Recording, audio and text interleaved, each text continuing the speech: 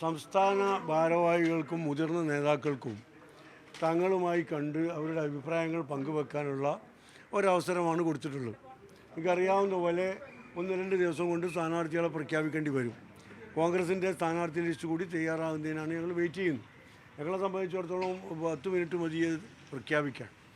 ഇന്ന് ഞങ്ങളെ ഉയർന്ന നേതാക്കൾ, സംസ്ഥാന ഭാരവാഹികൾ അവരുടെ അഭിപ്രായം നേരത്തെ തങ്ങൾ അറിയിച്ചിട്ടുണ്ട്. എന്നാൽ പോലും ഒരു അവസാനവട്ട ചർച്ചയ്ക്കാണ് തങ്ങൾ വിളിച്ചിട്ടുള്ളത്. ഒരു മീറ്റിംഗ് രൂപത്തിലല്ല.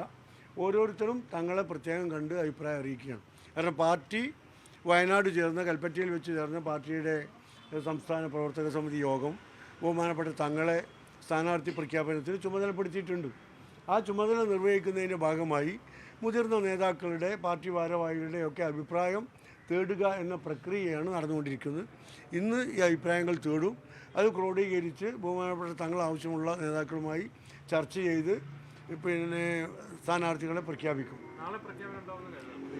നാളേക്കാണ് ഞങ്ങൾ ശ്രമിച്ചുകൊണ്ടിരിക്കുന്നത്.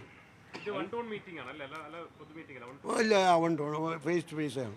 അങ്ങ് മത്സരിക്കാൻ തയ്യാറാണോ അതോ സംസ്ഥാന ജനറൽ സെക്രട്ടറി സ്ഥാനം തുടരാനാണോ താല്പര്യപ്പെടുന്നത്? അല്ല, ഞാനിപ്പോൾ ഒരു നല്ല സ്ഥാനത്താണ്. പാർട്ടിയുടെ ഏറ്റവും ഉന്നതമായ ഒരു പദവിയിൽ ഇരിക്കുന്നുണ്ട്.